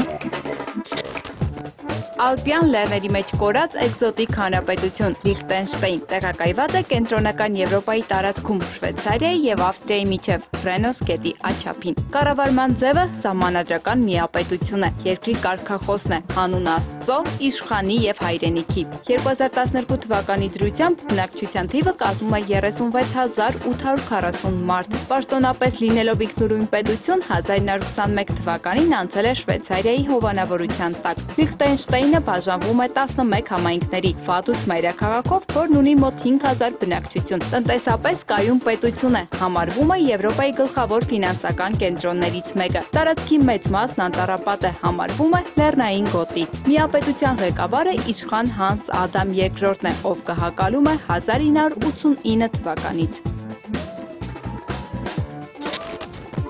Եվրոպայի ամենահին անկախ հանրապետությունը Սան Մարինոն 4 կողմից շրջապատված է Իտալիային պատկանող տարածքներով։ 32000 բնակչություն եւ ընդամենը 61.5 քառակուսի կիլոմետր տարածք ունեցող Սան Մարինոն անկախ հանրապետություն է համարվում դեռևս 301 թվականի սեպտեմբերից։ Սահմանադրությունը ընդունվել է 1600 թվականի հոկտեմբերին, 1951 թվականին որոշում է ընդունվում կառուցել խաղատուն եւ հեռուստարադիոկայան, սակայն Իտալիայի կառավարության արգելքով որոշումները չեն իրականացվում։ Երկիրը ղեկավարվում է երկու կառավարիչ ռեգենտների կողմից, ովքեր ընտրվում են գլխավոր խորհրդի կողմից։ Գլխավոր խորհուրդը բաղկացած է 60 խորհրդարանականներից, ովքեր ընտրվում են ժողովրդական քվեարկության արդյունքում։ Պետության մայրաքաղաքը Մոնթե Տիտանոն է, վերջինս գտնվում է ՅՈՒՆԵՍԿՕ-ի պահպանության ներքո։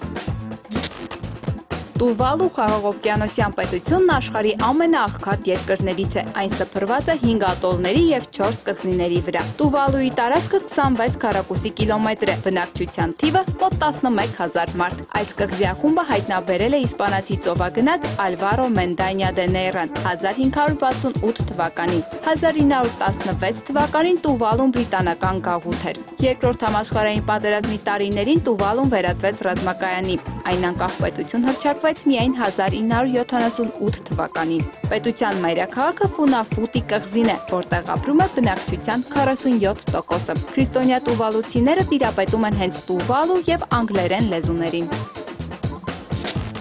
Փոքրիկ քաղաք մեծահարուստների համար հարավային Եվրոպայում միջերկրական ծովի ափին փռված գեղատեսիլ Մոնակոն ֆրանսալեզու գաճաճ պետություն է 30000 բնակչությամբ եւ մոտ 2 քառակուսի կիլոմետր տարածքով։ Աշխարհի ամենափոքրիկ քաղաք-պետությունը բաղկացած է միմյանց թուրված Մոնակո, Մոնտե Կարլո, Կոնդամին քաղաքներից։ Մոնակոյի իրական պատմությունը սկիզբ է առնում 1297 թվականին, երբ խորամանկ մականով Ֆրանսուଆ Գրիմալդին գիշերով վանականի զգեստավորմամբ ապաստան է գտնում հին վանքում։ Հետագայում վտարում է վանականներին եւ իրեն հռչակում տարածքի տիրակալ։ Այդպես Գրիմալդիները վերջերս տոնեցին իրենց դինաստիայի գահակալման 700 տարին։ Իսկ Գրիմալդի պալատն այժմ Մոնակոյի այցեքարտն է։ Պետության դիտարժան վայրերից են օվկիանոսային թանգարանը, ազգային թանգարանը, Նապոլեոնի թանգարանը, օպերային թատրոնի շենքը եւ Մոնտե Կարլո գերշքեղ խաղատունը։ Ի դեպ, Մոնակոն ունի նաեւ բանակ, որտեղ հաշվում է ընդամենը 85 զինծառայող։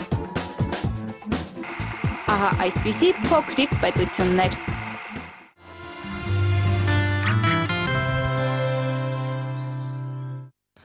Այժմ առաջարկում ենք կենտրոնական Եվրոպայից տեղափոխվել Հյուսիսային Ամերիկա, ավելի կոնկրետ Մեքսիկա, քանի որ դիտելու ենք մեքսիկական ամենակոլորիտային նկարչուհի Ֆրիդա Կալոյի մասին պատմող տեսանյութը։ Ի դեպ 3 նրա ծննդյան օրն էր։ Դիտենք միասին։ Շնորհավորում ենք,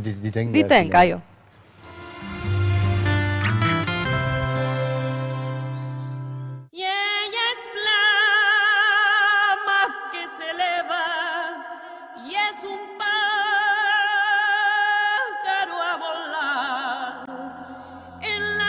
Զգացմունքային էքսցենտրիկ հետնել կոմունիստուհի։ Նա սիրում էր ծխախոտ, թեքիլա, իսկ նրա կտավները միլիոններ արժեն, որտեղից եւ ինչպես արվեստի մեջ ծնվեց Ֆրիդա Կալոն։ Մեխիկո 1907 թվական հուլիսի 6, հայրը հրյա էր, մայրը հնդկացիական արմատներով մեքսիկուհի։ Նա Կալոների ընտանիքի երրորդ երեխան էր։ Ֆրիդայի կյանքում ամեն ինչ դժվար սկսվեց։ 6 տարեկանում նա հիվանդացավ պոլիոմիելիտով, ինչի հետևանքով սկսեց կաղալ։ Լայն տաբատներն ու երկար մեքսիկական զգեստները Ֆրիդային օգնության էին հասնում կաղ ոտքը թաքցնելու համար։ Հասակակիցները նրան Ֆրիդա Փայտե ոդք էին կոչում, իսկ նա ի հեճուկս բոլորի տղաների հետ ֆուտբոլ էր խաղում եւ անգամ լողի հաճախում։ 15 տարեկանում իր ակտիվ բնավորության շնորհիվ Ֆրիդան դպրոցում իսկական հեղինակություն էր եւ արդեն սկսել էր նկարել, թեև իր գործերին լուրջ չէր վերաբերվում։ 18 տարեկան ու կրկին ծանր ապրումներ։ Խոշոր ավտովթարը Ֆրիդային թողնում է ողնաշարի մի քանի կոտրվածքով, արդյունքում 32 վիրահատություն, գիպսի մեջ անցկացրած տարիներ եւ ամենասարսափելին կալոյի համար նա երբեք չէր կարող երեխա ունենալ։ Անկողնային 2 տարիների ընթացքում ծնվում է նկարչուհու տասնյակ ինքնանկարները։ Ես ինձ եմ նկարում, որովհետև միայնության մեջ եմ երկար ժամանակ եւ որովհետև ես եմ այն թեման, որն ամենից լավ գիտեմ։ Ապաքինվելուց հետո Ֆրիդան որոշում է իր գործերը ցույց տալ ժամանակի հայտնի նկարիչ Դիեգո Ռիվերային եւ դեռևս նրան անծանոթ բոլորին կրկնում էր, թե ամուսնանալու է Դիեգոյի հետ։ Ի վերջո հենց այդպես էր եղավ։ 1929 թվականին Ռիվերեն արդեն ամուսնալուծված տղամարդ էր եւ նրան ոչինչ չէր խանգարում տարվել 22-ամյա նկարչուհով, որ սրամիտ էր, համարձակ ու տաղանդավոր։ Ի վերջո Կալոն ամուսնանում է Դիեգոյի հետ, որ մեծ էր նրանից 20 տարով։ Սակայն Դիեգոյով հրապուրվում էին բոլոր կանայք, նա էլ գերվում էր ամեն պատահածով ու չնայած սիրում էր կնոջը, բայց դավաճանում էր եւ չէր թաքցնում դա Ֆրիդայից։ Իմ կյանքում 2 ավտովթար եղավ։ Մեկը երբ մեր ավտոբուսը հարվածեց տրամվային եւ երկրորդը Դիեգոն։ Ես փորձում էի խեղդել իմ թախիծը, բայց այդ սրիկան սովորեց լողալ։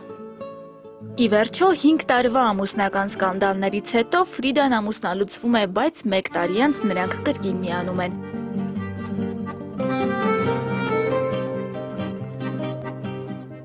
1939 թվականին Փարիզում բացված ցուցահանդեսի շնորհիվ Եվրոպան առաջին անգամ ճանաչեց Կալոյին, նրա կտավներից մեկն անգամ գնվում է Լուվրի համար։ Ֆրիդայի կյանքի վերջին տարիների օրագրությունը, որի 170 էջերը լի էին ջրաներկով եւ կոլաժներով, իր հիվանդության, մանկության եւ Դիեգոյի մասին հիշողություններով շուրջ 40 տարի պահվել են մեքսիկական կառավարության փակ արխիվում։ 1950 թվական Ֆրիդայի ողնաշարը վիրահատում են 7 անգամ, 1953-ին հեռացնում է նրա աչվոտքը գանգրենայից խուսափելու համար։ Հենց այդ օրերին էլ Մեխիկոյում բացվում է մեքսիկուհու առաջին անհատական ցուցահանդեսը։ Շտապօգնության մեքենայով ու անվասայլակով Ֆրիդան հասնում է ցուցասրահ, ձեռքին անդավաճան ծխախոտը, մազերի մեջ ծաղիկներ։ 1954 թվականին 47 տարեկանում Կալոն մահանում է թոքերի բորբոքումից։ Նկարչուհու որոշ ընկերներ ասում էին թմրադեղերից, բայց սա մնաց անապացույց։ Ֆրիդան ծխում էր, չարաշահում ալկոհոլն ու բացահայտ խոսում իր բիսեքսուալության մասին։ Ոմանց համար յուրահատուկ, մյուսների համար տարօրինակ։ Նույնքան յուրահատուկ էին նրա կտավները, որոնք կարող են չսիրել, որոնցով կարող են հիանալ, բայց ոչ երբեք անտարբեր մնալ։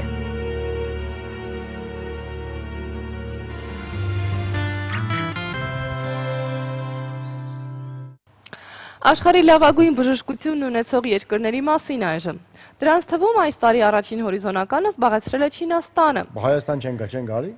Հոնկոնգում գրանցվող մանկական մահացությունն ամենացածրն է ողջ աշխարհում։ Տեղաբնակների կյանքի միջին տևողությունը 73 տարին մասնագետները լիովին վերագրում են բժշկության հրաշքներին, հաշվի առնելով երկրում տիրող բնապահպանական աղետալի վիճակը։ Երկրորդ տեղում Սինգապուրն է, թե պետական եւ թե մասնավոր բժշկական կենտրոնների բարձրակարգ ծառայություններով։ Դե իսկ երրորդ հորիզոնականը զբաղեցնում է Ճապոնիան, որի բժշկական համակարգի հիմնաքարը բժշկական ապահովագրությունն է։ Հայաստանն էլի չկար։ Ճապոնացի գործատուների մեծամասնությունը աշխատակիցներին լրացուցիչ արտոնություններ է տրամադրում բժշկական ապահովագրության շրջանակներում։ Ոնց մոտ։ Իսկ երկրի ցածր եկամուտն ունեցողներն ու անտուն մարդիկ բուժում են ստանում պետության հաշվին, որը ոնց որ մեզ մոտ։ Որը եւս լավ է։ Շատերը վստահ են, որ գրեթե բոլոր հիվանդությունները նախ ծագում են բացասական մտքերի տեսքով, Սերգեյ, եւ ցանկության դեպքում կարելի է դրանք կանխարգելել, անգամ բուժել։ Իսկ ինչու ասես Սերգեյ, դուք ասում եք բացասական մտքեր ունեք։ Շատ հաճախ։ Բացարձակ, միայն դրականն է։ Ես ռեալիստ եմ։ Այժմ կանդրադառնանք մի մարդու կյանքի պատմությանը, ով աշխարհի գրեթե բոլոր ազգերի համար ներդաշնակության եւ իմաստության խորհրդանիշն է։ Խոսքը իհարկե Դալայ Լամայի մասին է։ Ես գիտեմ իմ մասին է տեսանյութը, բայց դա այս անգամ Դալայ Լամայի մասին։ Շատ ու շատ դիտիր Սերգեյ տեսանյութը։ Գնացինք։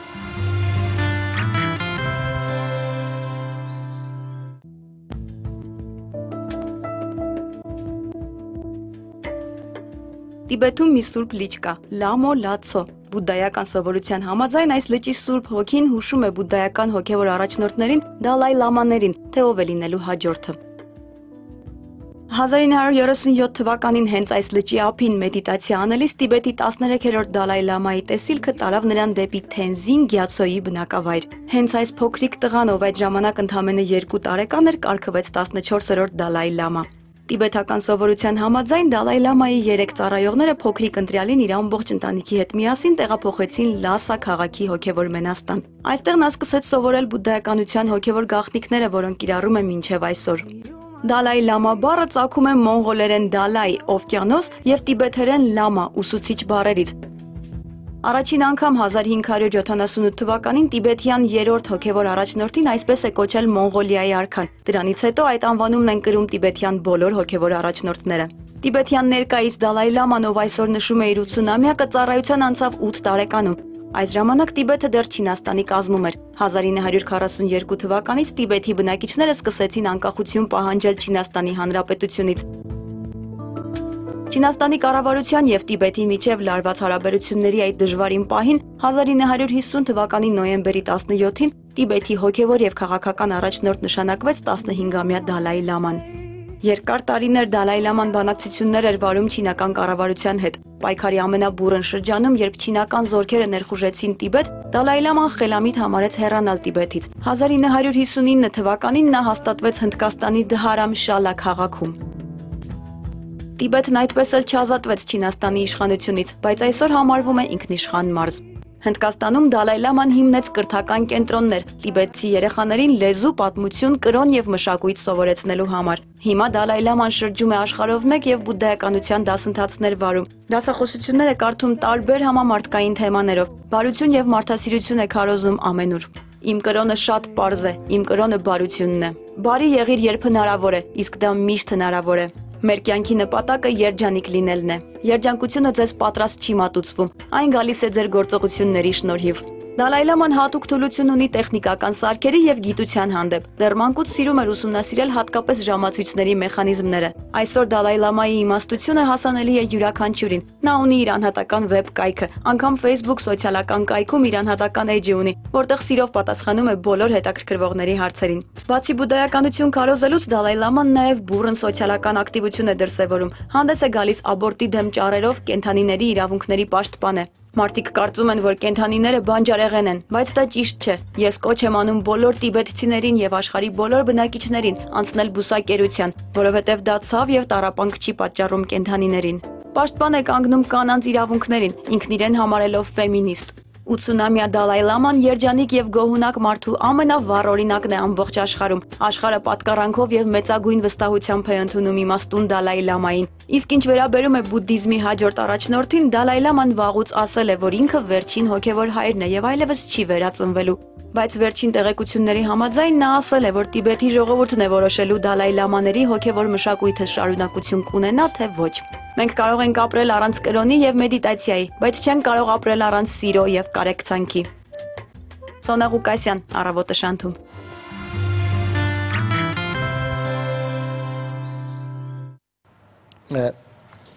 Միշտ ուզում ես ինչ-որ մի բան ասես Դալայ Լամայի մասին, բայց ուղղակի հնարավոր չի, որովհետև մեր իրականությունում այդպիսի հոգևոր առաջնորդ թերևս չկա, թերևս։ Առաջարկում եմ հիշեցնել մեր հաղորդման հովանավորին։ Մեր հաղորդման հովանավորն է ԻՄԱ ընտանեկան բժշկական կենտրոնը, որտեղ հաշված րոպեների ընթացքում իրականացվում է բոլոր օրգանների համակարգչային ախտորոշում, որովայնի չերձդեսոնոգրաֆիա։ Կատարվում է նաև կրծքագեղձի ստուգում, ուշադրություն, ԻՄԱ բժշկական կենտրոնում շարունակվում է անվճար ակցիան։ Վահանաձև գեղձի եւ ճիճվագրության ստուգումը, ողնաշարի ֆունկցիոնալ հետազոտությունը եւ վահանաձև գեղձի ստուգումը կատարվում է բացարձակ անվճար եւ առանց տարիքային սահմանափակման։ Այո, առանց տարիքային սահմանափակման կարող են նաև մեծերը գնան եւ ստուգեն իրենց մեծ ու փոքր ճիճուները։ Զանգահարեք, երթագրվեք, այցելեք եւ բուժվեք։ ԻՄԱ բժշկական կենտրոն հեռախոս 50-80-50 Հասցեն Մաշտոցի 33 կոտորակ 1։ Իսկ այժմ արդեն տեղափոխվենք Գովազդի կոմերցիոն դաշտ։ Տեղափոխվենք։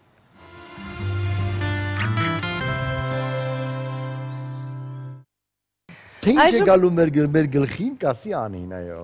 այդքան բան, հա, ասա։ Այժմ առաջարկում ենք ծանոթանալ մեր պատրաստած առողջության հերթական բանաձևին, օրվա դեղատոմսն է մեր եթերում իր ժողովրդական խորհուրդներով։ Դե եմ ասում էլ ես էլ, ասա։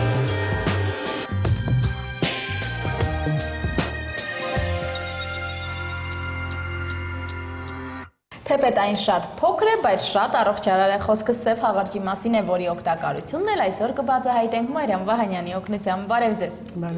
Ում է հատկապես ցուցված եւ որ հիվանդությունների դեպքում է հատկապես ցուցված սև հաղարջը։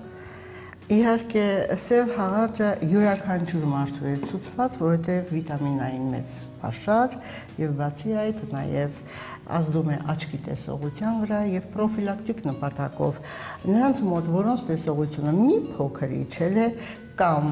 որպեսզի չիջնի, անպայման պետք է ուտել սև հաղարջ եւ ընդհանրապես այն մարդիկ, որոնք ունեն այնպիսի աշխատանք, որը կապված է աչքի տեսողության հետ, դա վարորդն է, դա օդաչուն, կամ ասենք ժամագործը, անպայման պետք է նախապես ուտել սև հաղարջ, որպեսզի տեսողությունը պահպանվի, չվնասվի, աչքերը լինեն փայլուն եւ ընդհանրապես աչքն է, որ արդեն աչքով են կարողանում տեսնել մարդու կարգավիճակը։ Թեպետ մեր մշակույթում այնքան էլ ընդունված չի, որպես հատապտուղ կամ միրգ սև հաղարջը ուտել հաճախակի, չէ՞։ Գիտեք, դա այն մարդը չի օգտագործում, որը դեռևս չի կարողացել ընկալել դրա հաջողությունը, արած գործը եւ վիտամինային այն մեծ հզոր պաշարը, որը պարունակում է սև հաղարջը։ Սև հաղարջ կարող են օգտագործել այն մարդիկ, որոնք ունեն շաքարային դիաբետ, որովհետեւ շաքարային դիաբետիկների համար այն անհրաժեշտ է, որովհետև հանում է օրգանիզմից ծանր մետաղները, աղերը, թույները եւ ի վերջո այն, որ ացետոն կա, որ ասենք բարձրանում է շաքարը եւ կարծես ացետոնի հոտ է գալիս մարդու, այդպեսի հենց այդ թույները հանելով աստիճանաբար, եթե իհարկե որոշ իհարկե սննդային դիետայի միջոցով կարող են անգամ իջեցնել եւ ձերբազատվել, այսինքն շաքարի տոկոսը արյան մեջ բավականին իջեցնել։ Իհարկե այս վիտամիններով հարուստ սնունդը եւ պտուղն է օգտակար եւ տերևը որպես վիտամինների մեծ պաշար, եթե կա իհարկե անեմիա, եթե կա դիմադրողականության անկում, եթե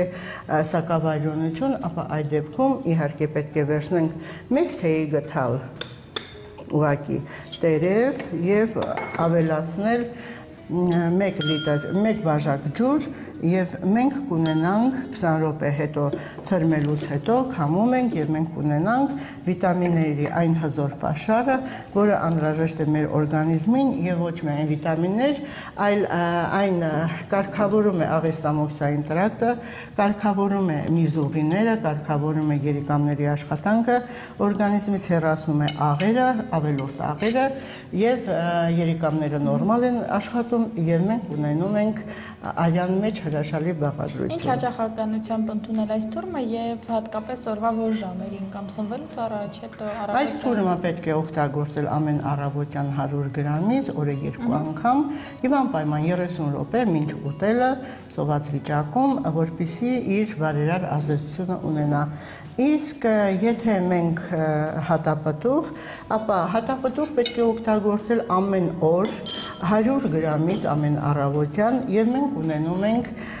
եւ մեր աչքերն են փայլում եւ տեսողության խնդիր չենք ունենում, իսկ այն մարդիկ, որոնք ունեն աղիների խնդիր, ստամոքսի թթվայնությունը եթե բարձր է, ապա չպետք է այսպես ուտել, պետք է օգտագործել կոմպոտների, թուրմերի եւ կիսելների տեսքով, ինչպես վերցնում ենք 2 ճաշի գթալ հատապտուղ, վրան լցնում ջուր, իհարկե կարելի է շաքար ըստ չափաբաժնի, բայց աշխատում ենք շաքարը իհարկե միայն համի համար եւ 20-25 րոպե թողնելուց հետո ընդ որում պետք է կրակի վրա թողնել 3-ից 5 րոպե մարմանդ կրակի վրա, այնուհետև խմել 100 գրամից օրը 4-5 անգամ եւ մենք ունենում ենք եւ աղիների խնդիրը վերացած եւ թթվայնությունը կարգավորում է եւ ունենում ենք նաեւ վիտամինների եւ աչքերի տեսողության հրաշալի արդյունք։ Շնորհակալություն, այսպիսով սովորություն դարձրեք, ինչ տարբերակով էլ լինի, անպայման սև հաղարշ կիրառել ձեր սննդակարգում հատկապես հիմա, երբ սեզոնն է եւ այն առավել հասանելի ու մատչելի է։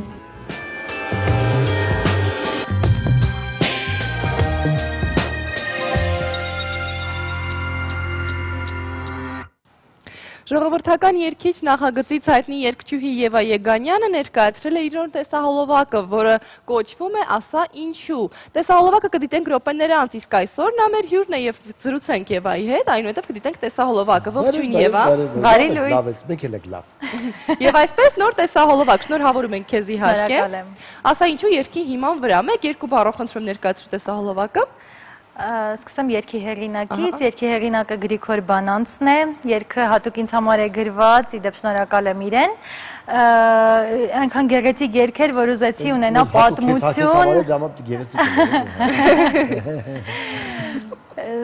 և ունենա պատմություն, դրա համար որոշեցի նկարել տեսահոլովակ, տեսահոլովակի ռեժիսորը Վասիլ Շահբազյանն է, տեսահոլովակում ինձ հետ կան պրոֆեսիոնալ պարողներ, Նարեկ Պարային համույթին եմ շնորհակալ գեղարվեստական ղեկավար Արման Ջուլհակյանին, պարուսույց Մարիանա Տերավակյանին, ինձ հետ պարող աղջիկներին, տղային, ես գնացի պար սովորեցի և այդպես նկարեցինք։ Պարահանդեսի ընթացքում դու արդեն հասցրել էիր կարծում եմ յուրացնել։ Այո, ես էլ հո գիտեմ։ Լավ, նպատակը տեսահոլովակի որն է, ընդհանրապես միշտ այդ հարցը տալիս եմ, ասենք ինչու համար են անում տեսահոլովակ։ Չէ, չի, ասեցի, որ երգը գեղեցիկ էր, ուզեցի ունենա պատմություն, դրա համար նկարեցի տեսահոլովակ, առաջիկավ նորից սպասվում են տեսահոլովակներ և նույն հարցում գուցե այդ ժամանակ էլ տակ, նույն հարցը, քանի որ ես ինքս երգչուհի եմ և գործող երգչուհի եմ, ուզում եմ, որպեսզի աշխատանք թողած լինեմ, այո, որոշակի աշխատանք արած լինեմ։ Շատ լավ, հասկացանք։ Շատ լավ, այո, այժմ առաջարկում դիտել տեսահոլովակը, որից հետո կշարունակենք զրույցը։ Այո, ավելի լավ է դիտենք, կանտեղ խոսենք, դե չասենք հալվա, բերան չի կասանալու, չէ։ Դիտում ենք, Սերգեյ։ Հալա,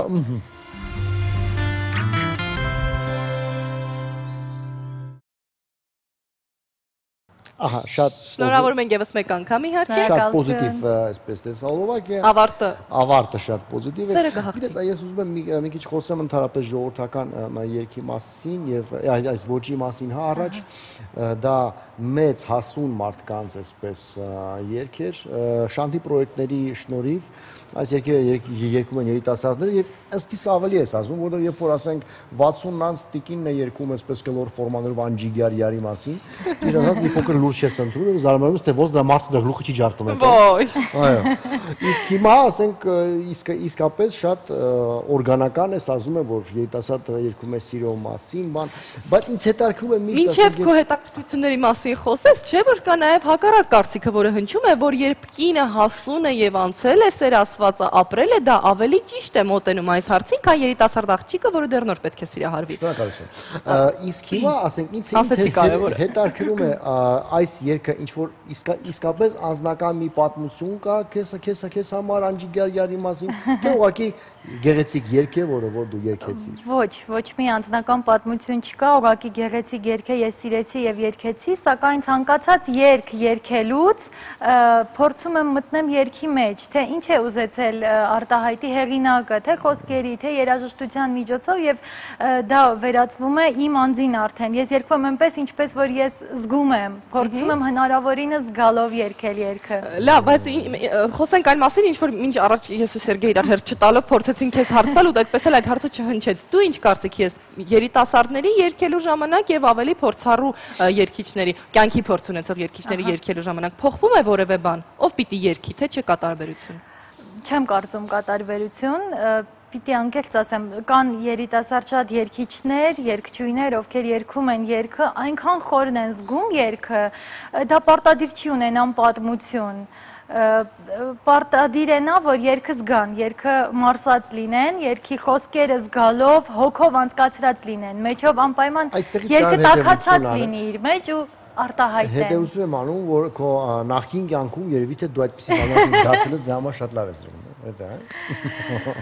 Ամանորյա ծրագրերից նախկին կյանքերի բուդդիստական այդ բանը քրիստոնյան մի կյանք միայն։ Շատ հեռուստաընկերության ամանորյա ծրագրերի ժամանակ երբեմն երգել ես նաև այլ ոճի երգեր, ջազային կատարում եմ ես այժմ մտաբերում, երբևէ մտքովդ չի անցել ու բավական լավ է ստացվել, լավ արձագանքներ։ Մտքովդ չի անցել ոճ փոխել։ Անի ջան, մանկուց երգել եմ տարբեր ոճերում, սկզբում դասական վոկալ, հետո էստրադային վոկալ եմ խորապես ուսումնասիրել եւ Շանթի պրոյեկտի ժամանակ եւ դրանից հետո արդեն խորապես ուսումնասիրել եմ ժողովրդական երգը, այսինքն սրա առաջի տեսահոլովակը Երկիր իմ սուրբ երգը էստրադային ոճի երգ էր, որ երաժշտության հեղինակը ես եմ։ Առաջիկայում իհարկե կլինեն ոճային փոփոխություններ, այնպես որ սպասվում է։ Շատ լավ է։ Սա կարևոր է երգչի համար հանդես գալ տարբեր ոճերում եւ ամեն ոճից վերցնել ինչ-որ մի նոր հետաքրքիր բան։ Թե կարող ես մնալ նույն ոճին անդավաճան եւ դա ավելի ճիշտ է։ Չէ, կարևոր չէ, եթե տվյալ երգչի մոտ ստացվում է մի ոճ, կարծում եմ պիտի անդավաճան մնա այդ ոճին, որովհետև երբ որ փորձի մյուսը պիտի մասնագետները հաստատ տվյալ ժանրի մասնագետը ասի, որ այ գիտես, օրինակ էստրադային երգիչը կամ դասական, ասենք ժողովրդականի մասնագետը հաստատ կզգա, որ վայ խաղիկներ սխալ քառտոնը ճիշտ չարի, չգիտեմ, այնտեղ շատ մանր բաներ կան, էլի, այնպես որ պարտադիր չի։ Ուղղակի եթե ունեն կրթություն տարբեր ժանրերում ու բոլոր վոկալներն էլ շատ լավ է ստացվում, ինչու ոչ։ Կարելի է փորձել։ Դատարան գուսանական երաժշտությունը դա այսպես հեղինակային երաժշտություն է, անձնական է շատ, ասեմ բոլոր գուսանները երգել են, նո ասենք եթե վերցնենք նույն Սայաթնովային, իր անձնական կյանքն է երգել, հա, դա հետո երբ որ երգիչը երգում է ուրիշի անձնական կյանքը, կոպիտ պետք է շատ այսպես վերցնի իր վրա հա զգա թե ինչ է բան եւ քո անձնական փորձը որպես արվեստագետի ըստ քեզ դիսկոմֆորտ չես զգում այդ ուրիշի երգերը երգելու, ասենք որքան ես կարողանում դա անձնականացնել իսկապես եւ զգալ, հա։ Չէ, դիսկոմֆորտ չեմ զգում, որովհետև երգով ես ապրում եմ, երգը իմ կյանքն է, չեմ պատկերացնում առանց երգի երաժշտության, ես ինքս էլ ստեղծագործող եմ ու ուրիշներն էլ իմ գործերն են կատարում ու երբ որ իմ երգը կատարում են, ես միշտ ասում եմ, պատմում եմ երգի մասին, իսկ քանի որ շատ գուսաններ այսօր չկան, ուղղակի ես ուսումնասիրում եմ իրենց կյանքը, թե ինչու են դա կոնկրետ գրել։ Որ էտապում է երգը գրված, այո, ես հնարավորինս ճիշտ ներկայացնեմ։ Լավ, Եվա, ինչ կցանկանայիր այսօր փոխել մեր երգարվեստում։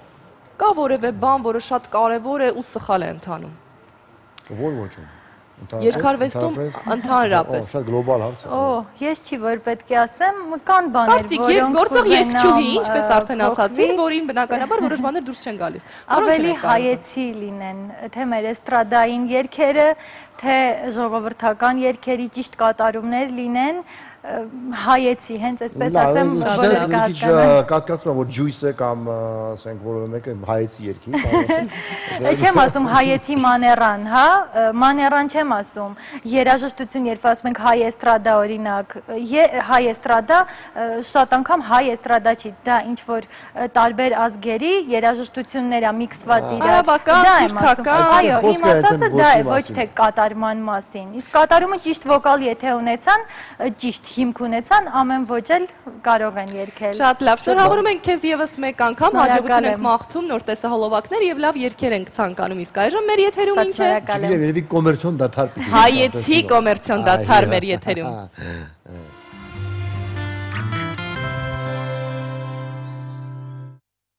Մեզ շատ քիչ ժամանակ է մնացել, առաջարկում ենք այժմ ճամփորդել միասին։ Արտայտվի Սերգեյ։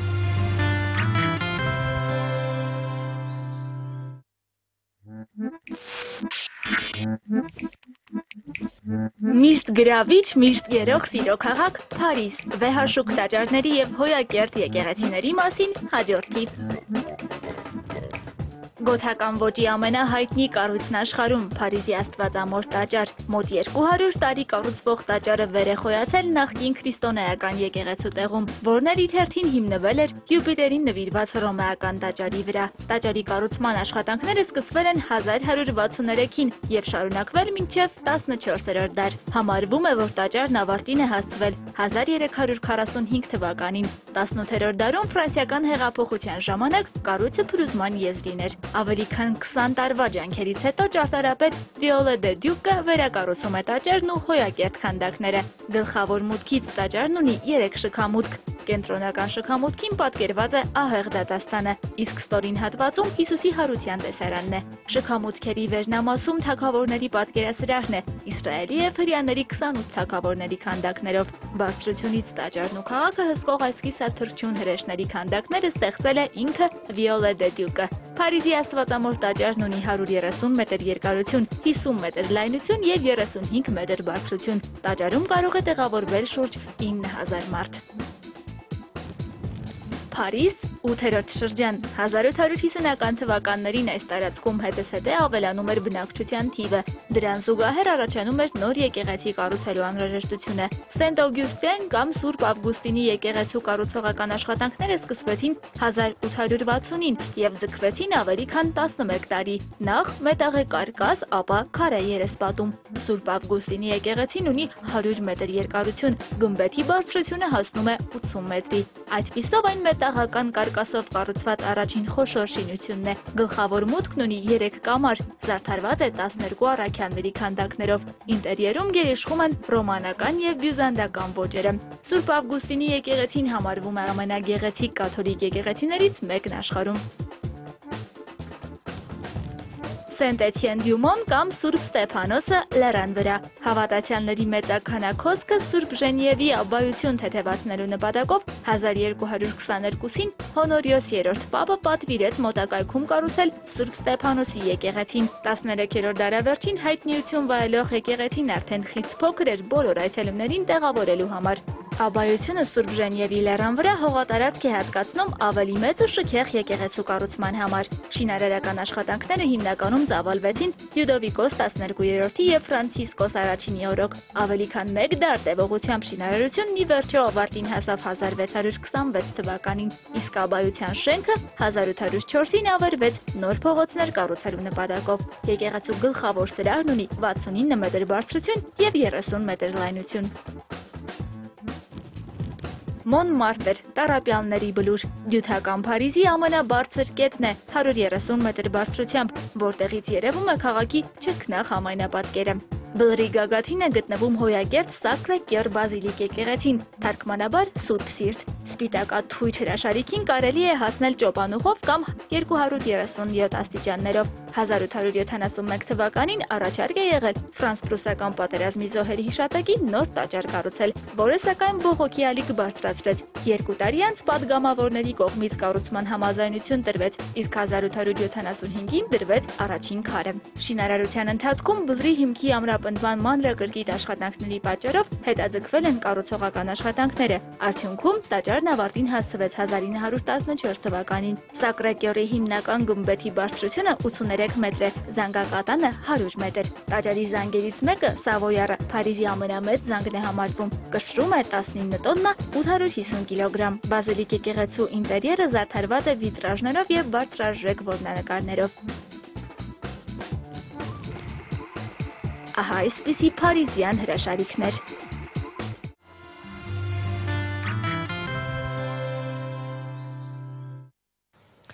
Ինչպես տեսանք, շատ գեղեցիկ ճարտարապետությամբ քաղաքներ կան։ Առաջարկում ենք ձեզ ճամփորդել, ունենալ բարձր տրամադրություն, բոլոր երազանքները դարձնել նպատակ, որպեսզի կյանքը զուր չանցնի եւ մի օր Ձենը տակ տեղից է գալի է ճամփորդել, պետք է այդքան փող ժողովրդին որտեղից որ տոմս առնի, մա գնա ճամփորդի։ Ստեղծել է հարկավոր։ Լավ, դե լավ, սիրելիներս, ձեզ մաղթում եմ շատ փող, որպեսզի գնաք ճամփորդեք։ Մենք անպայման կհանդիպենք վաղը եւ միշտ հանդիպելու ենք մինչեւ շաբաթ օրը։ Ցտեսություն։